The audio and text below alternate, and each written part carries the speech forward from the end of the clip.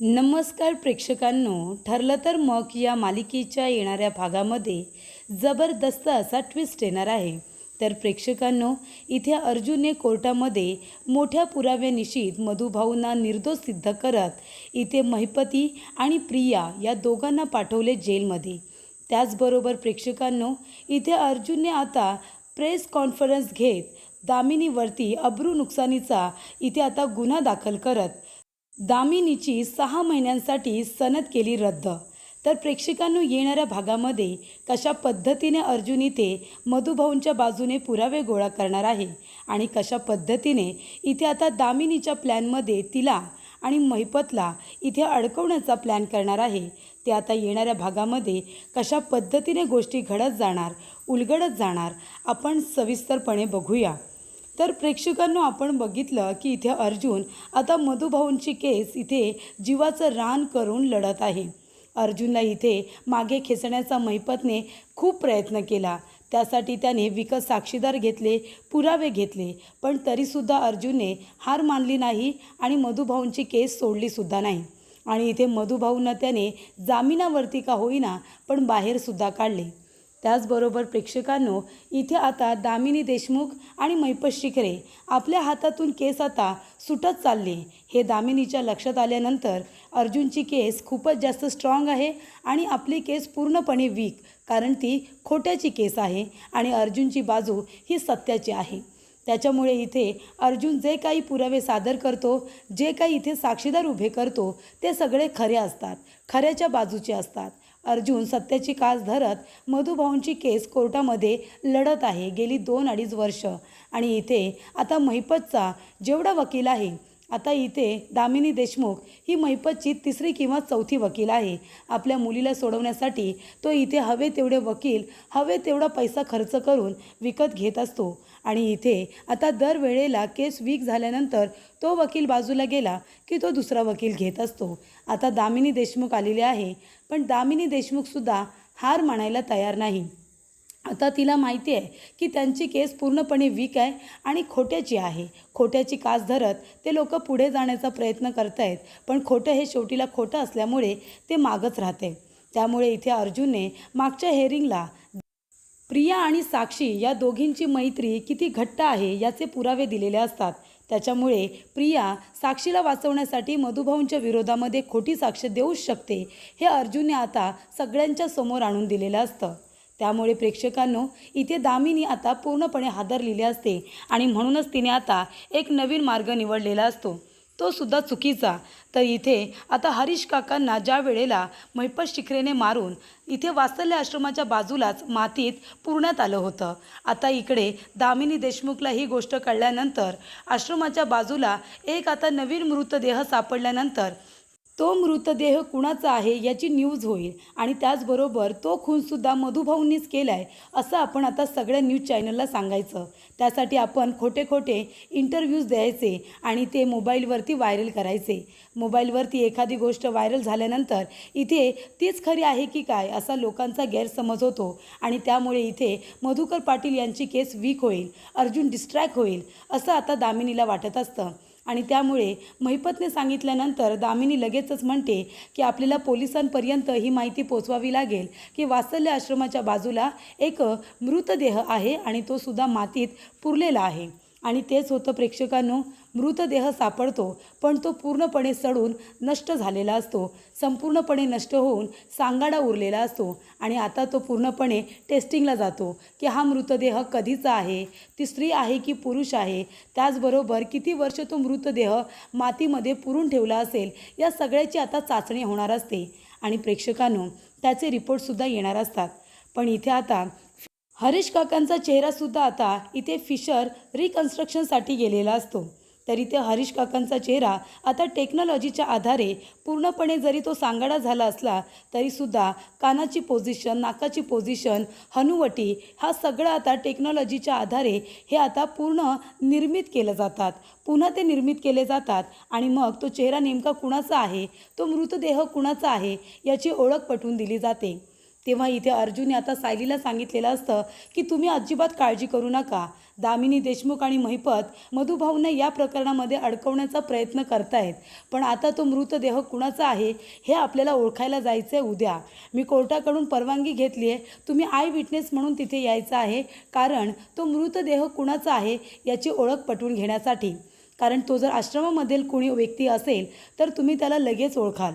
तेव्हा सायली म्हणते की ठीक आहे सर, मी तुमच्याबरोबर यायला तयार आहे.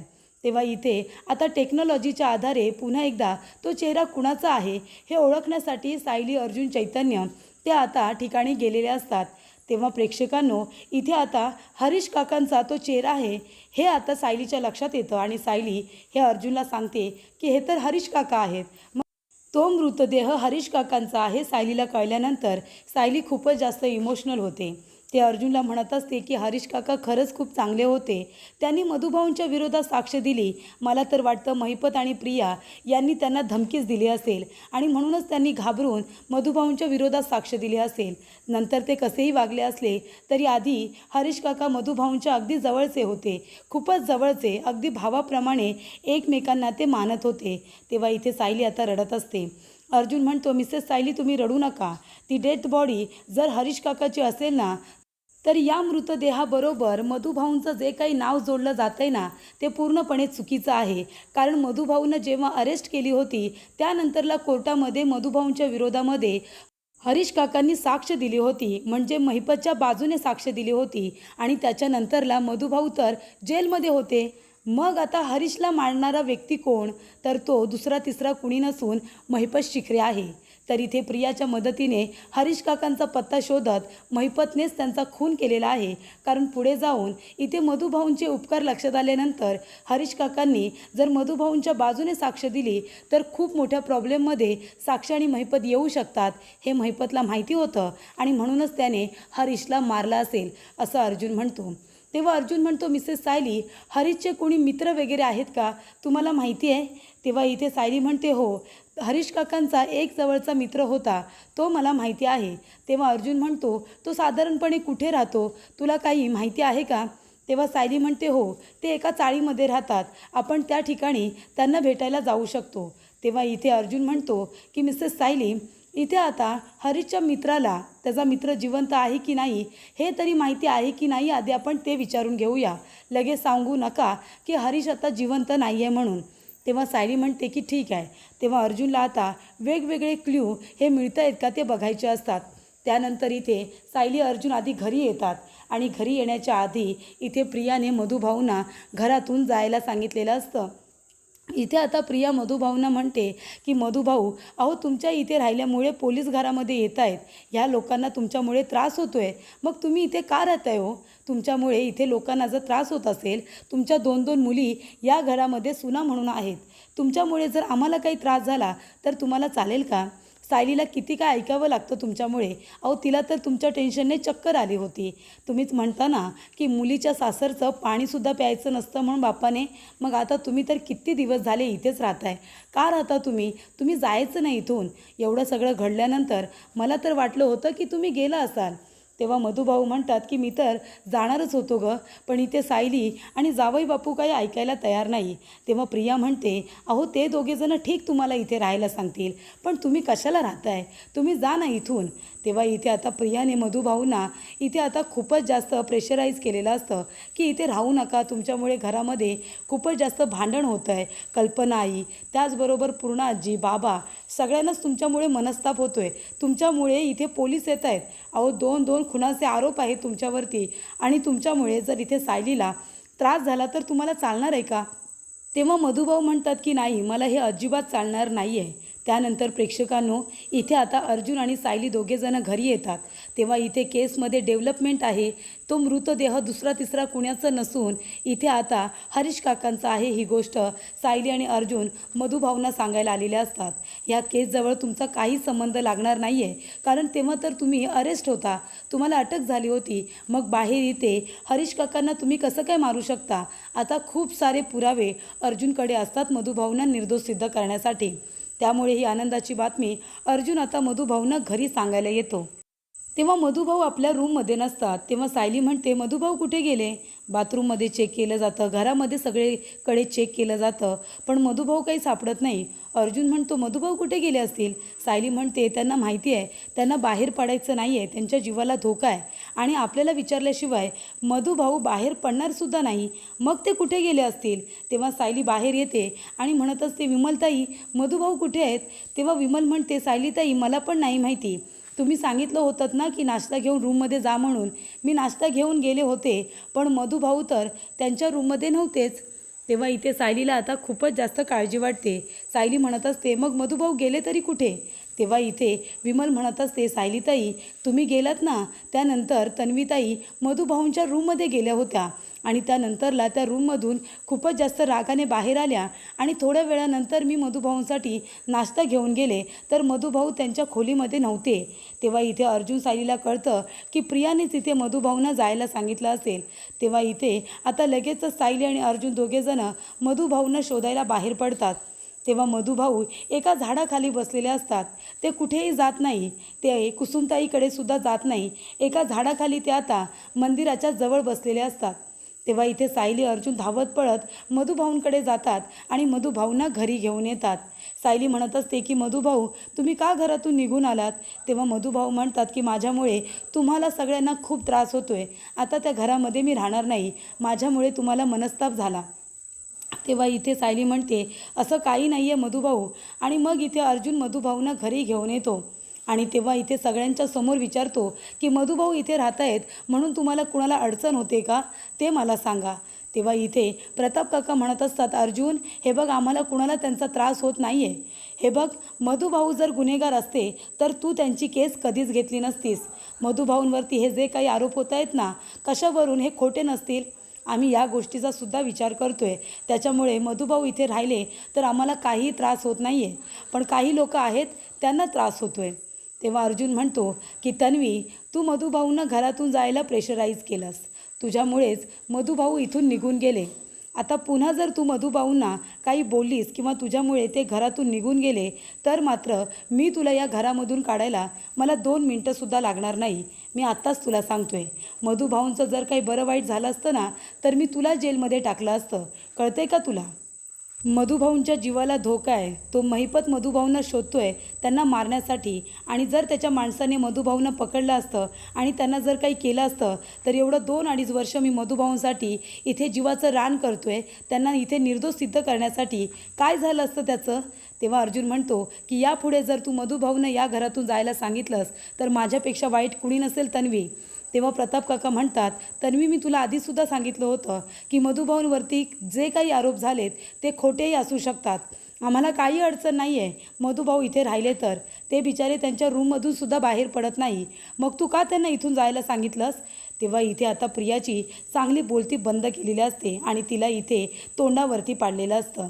त्यानंतर प्रेक्षकांनो सायली मधुभाऊंना समजावते आणि म्हणते मधुभाऊ आता थोडेच दिवस तुम्ही आता निर्दोष सिद्ध व्हाल आणि जे गुन्हेगार लोक आहेत ना त्यांना लवकरात लवकर शिक्षा होईल. त्यांचे दिवस भरले आता मधुभाऊ. तुम्ही अजिबात काळजी करू नका. तेव्हा इथे गुन्हेगाराने कितीही गुन्हा लपवून ठेवण्याचा प्रयत्न केला तरी तो समोर येतोच असं आता अर्जुन म्हणत असतो. त्यानंतर प्रेक्षकांनो इथे मधुभाऊ आता परत घरी आलेले असतात. तेव्हा सायलीच्या जीवात जीव येतो. त्यानंतर सायली मधुभाऊंना सांगते तो मृतदेह हरीश काकांचा होता आणि तो मृतदेह हरीश काकांचा आहे हे कळल्यानंतर मधुभाऊंनासुद्धा फार वाईट वाटतं. तेव्हा इथे आता सायली विचारते की मधुभाऊ हरीश काकांचे एक मित्र होते तुम्हाला माहिती आहे का. तेव्हा इथे मधुभाऊ म्हणतात हो मला माहिती आहे. तेव्हा त्याचं नाव सांगितलं जातं. तेव्हा ते कुठे राहतात साधारण तुम्हाला माहिती आहे. एका चाळीमध्ये राहत होते हे मला माहिती आहे, पण तुम्हाला ॲड्रेस माहिती आहे का. तेव्हा इथे मधुभाऊ म्हणतात हो हरीशने एकदा मला सांगितलं होतं. तेव्हा तो चाळीचा आता ॲड्रेससुद्धा मधुभाऊने अर्जुनला सांगितलेला असतो. त्या ठिकाणी इथे आता हरीश काकांचा जो मित्र राहत असतो त्याचं नावसुद्धा सांगितलेलं असतं विनायक. त्यामुळे इथे आता अर्जुन त्या ठिकाणी सायलीला घेऊन पोचतो. तिथे गेल्यानंतर इथे बोलता बोलता आता अर्जुन विचारतो की तुम्ही हरीशचे खास मित्र आहात का. तेव्हा इथे विनायक काका म्हणतात हो मी त्याचा एकदम खास मित्र आहे. हरीश खूपच साधा भोळा माणूस, खूपच प्रामाणिक होता. तो कामसुद्धा अगदी प्रामाणिकपणे करायचा. आमची खास दोस्ती आहे. तेव्हा मग अर्जुन म्हणतो मग आता हरीश काका कुठे आहेत. साधारणपणे तुमचं बोलणं कधी झालं होतं. तेव्हा इथे आता विनायक काका म्हणतात 2 दिवसापूर्वीच त्याने मला मेसेज केला होता की तो ठीक आहे म्हणून. आता भेटणं सारखं होत नाही, पण आम्ही मेसेजवरती फोनवरती बोलत असतो. तेव्हा इथे अर्जुनला खूप मोठा धक्का बसतो, कारण हरीश काका जिवंतच नाही आहेत. मग आता विनायक बोलतो कुणाशी? तेव्हा तो म्हणतो की जरा तुम्ही मेसेज दाखवता का मला, कसे बोलता ते तुम्ही? तेव्हा इथे लगेचच विनायक आपला मोबाईल काढतो आणि ते चॅटिंग दाखवतो, ज्याच्यामध्ये इथे हरीश काकांनी त्याला मेसेजेस केलेले असतात. तेव्हा अर्जुन म्हणतो की हा नंबर मला मिळेल का? आणि आता तो नंबर घेतला जातो आणि मग विनायक याला भेटून अर्जुन तिथून निघून जातो. अर्जुन म्हणतो गरज पडली तर तुम्ही कोर्टामध्ये मला साक्ष द्यायला याल का? तेव्हा विनायक म्हणतो हो येईन ना, पण काय भानगड आहे मला कळेल का? अर्जुन म्हणतो भानगड काहीच नाही आहे, तुमचं हरीशबरोबर कशा पद्धतीचं बोलणं होतं ना, ते फक्त तुम्ही सांगायला या, गरज पडली तर याल ना? तेव्हा विनायक म्हणतो हो नक्की येईन. त्यानंतर प्रेक्षकांनो इथे आता अर्जुनने तो नंबर घेतलेला असतो आणि नंबर घेऊन तो नंबर इथे पोलिसांकडे देतो आणि ते लोकेशन ट्रेस करायला सांगतो. लोकेशन ट्रेस केल्यानंतर आता ज्या ठिकाणी महिपतच्या इथे आता बिल्डिंगचं कन्स्ट्रक्शन सुरू आहे, ती कन्स्ट्रक्शन साईट ही महिपतची असते आणि त्या ठिकाणचं लोकेशन सांगितलं जात असतं.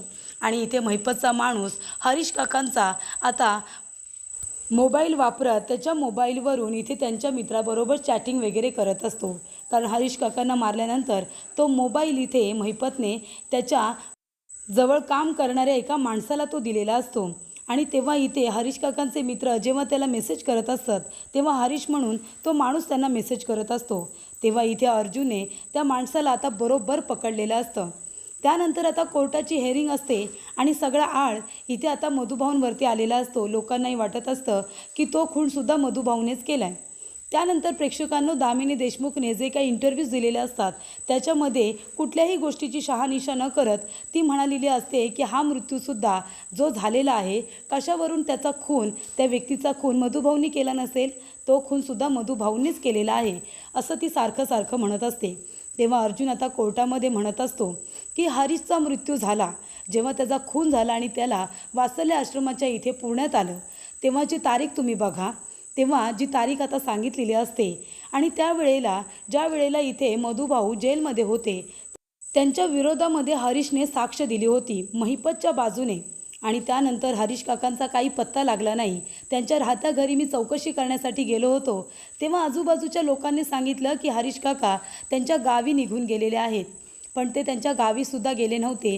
ही बातमी मला कळली होती, पण ते नक्की कुठे गेलेत त्याचा शोध मी सुद्धा त्यावेळेला घेतला नाही. आणि अचानकपणे आपल्याला आता तो मृतदेह सापडला आणि तो पूर्णपणे आता सांगाडा झाला. याचा अर्थ त्याला 2-2.5 वर्ष तरी झालेली आहेत. म्हणजे इथे महिपत शिखरेनेच हरीशचा खून केला आहे असं मला वाटतं. तर इथे प्रेक्षकांनो आता अर्जुन म्हणत असतो की जर मधुभाऊ इथे जेलमध्ये होते आणि हरीश काका बाहेर होते, तर मग हरीश काकांचा खून मधुभाऊ कसे काय करू शकतात? मधुभाऊंवरती त्यांच्या खुनाचा आरोप का? तर इथे दामिनी देशमुख यांनी कुठल्याही गोष्टीची शहानिशा न करता इंटरव्ह्यूजमध्ये मधुभाऊंच्या नावाचा जय जयकार केला आहे की त्यांनीच हा खून केला आहे म्हणून. जो व्यक्ती जेलमध्ये असू शकतो, तो व्यक्ती बाहेर जाऊन खून कसा काय करू शकतो जजसाहेब? तेव्हा इथे अर्जुनने आता हा मुद्दाच पूर्णपणे खोडून काढलेला असतो. त्यानंतर अर्जुन म्हणतो की इथे आता मी एका साक्षीदाराला बोलवणार आहे आणि विनायक काकांना आता बोलावलं जातं. तेव्हा विनायक काका म्हणतात की हरीशच्या नंबरवरून माझ्याजवळ एक माणूस चॅटिंग करत होता. हरीशचा खून झाला हे सुद्धा मला माहिती नव्हतं. जेव्हा मी त्याला भेटण्याची गोष्ट करायचो तेव्हा तो टाळाटाळ करायचा. मला भेटायला यायचं नाही, फक्त हरीश म्हणून तो माझ्याशी बोलायचा. आणि तो व्यक्ती कोण आहे? आता अर्जुनने त्यालासुद्धा पकडून कोर्टामध्ये हजर केलेलं असतं. त्याला पकडून आणून इथे अर्जुन आता कोर्टामध्ये त्याला हजर करतो आणि म्हणत असतो की जजसाहेब हाच तो माणूस आहे. आणि इथे विनायकचा मोबाईल आता जजसाहेबांना दाखवला जातो. तर इथे हाच माणूस हरीश काका म्हणून इथे आता यांच्याबरोबर चॅटिंग करत होता. अर्जुन आता म्हणत असतो की जेव्हा आम्ही लोकेशन ट्रेस केलं, तेव्हा ज्या ठिकाणी महिपतचं कन्स्ट्रक्शन सुरू आहे त्या बिल्डिंगमधलं लोकेशन आम्हाला ह्या व्यक्तीचं सापडलं आणि त्याला पकडून आम्ही इथे आता उभं केलेलं आहे. अर्जुन म्हणत असतो की जजसाहेब याचाच अर्थ हा माणूस जर महिपतचा आहे आणि हरीशचा मोबाईल याच्याकडे आहे, याचा अर्थ हाच होतो की महिपतच्या माणसांनी आणि महिपतने मिळून हरीश काकांचा खून केला आहे. त्यामुळे आता ह्या दोन्ही केसमध्ये महिपतची कसून चौकशी केली जावी असं आता अर्जुन म्हणतो, तेव्हा इथे जज साहेबांनी सुद्धा होकार दिलेला असतो. जज साहेब म्हणतात की जरूर या सगळ्याची चौकशी केली जावी आणि त्या खोटाड्या माणसाला आता पकडलेला असतो. त्यानंतर इथे आता महिपतला अर्जुनने चांगला त्याच्याच प्लॅनमध्ये अडकवलेलं असतं. त्यामुळे इथे हरीश काकांचा मृतदेहाशी आता मधुभाऊंचा काहीही संबंध नाही आहे हे अर्जुनने कोर्टामध्ये सिद्ध केलेलं असतं. त्यामुळे इथे मधुभाऊ त्यातून आता निर्दोष सिद्ध झालेले असतात. त्याचबरोबर अर्जुन इथे आता प्रेस कॉन्फरन्स घेतो आणि जे काही आता दामिनी देशमुखने खोटे मुद्दे मांडलेले असतात ते आता खरं काय आहे हे अर्जुन सगळ्या इथे पत्रकारांना सांगतो आणि खरी माहिती त्यांच्यापर्यंत पोहोचून अर्जुन आता इथे दामिनी देशमुखवरती अब्रू नुकसानीचा इथे गुन्हा दाखल करतो. मधुभाऊंची इज्जत विनाकारण इथे चव्हाट्यावरती आणल्यामुळे तिच्यावरती गुन्हा दाखल करत इथे कोर्टामध्ये सुद्धा अर्जुनने तो मुद्दा मांडलेला असतो. अर्जुन म्हणतो की मधुभाऊंवरती विनाकारण खुनाचा आरोप केला, त्यामुळे इथे आता 6 महिन्यासाठी का होईना पण दामिनी देशमुख हिची सनद रद्द करण्यात यावी असं सुद्धा अर्जुन आता इथे कोर्टामध्ये दावा ठोकतो. त्यामुळे इथे कुठल्याही गोष्टीची शहानिशा न करता मधुभाऊंच्या विरोधामध्ये इंटरव्ह्यूज देऊन मधुभाऊंनीच दुसराही खून केलाय असं खोटं नाटं पसरवण्यामध्ये दामिनीचा खूप मोठा हात असल्यामुळे इथे आता अब्रू नुकसानीच्या दाव्याखाली इथे दामिनी देशमुख हिला 6 महिन्यासाठी आता तिची सनद रद्द करण्यात येते आणि तिला आता कुठलीही केस लढू शकत नाही असं सुद्धा सांगण्यात येतं. अशा रीतीने अर्जुनने मधुभाऊंना निर्दोष सिद्ध करत महिपतला हरीशच्या खुनाच्या गुन्ह्याखाली अडकवत त्याचबरोबर दामिनी देशमुखची सनद रद्द करत इथे अर्जुनने खूपच मोठा विजय मिळवलेला असतो आणि त्याच पद्धतीने प्रियाला तोंडावरती पाडत तिच्या गुन्ह्याची शिक्षासुद्धा अर्जुनने तिला मिळवून दिलेली असते.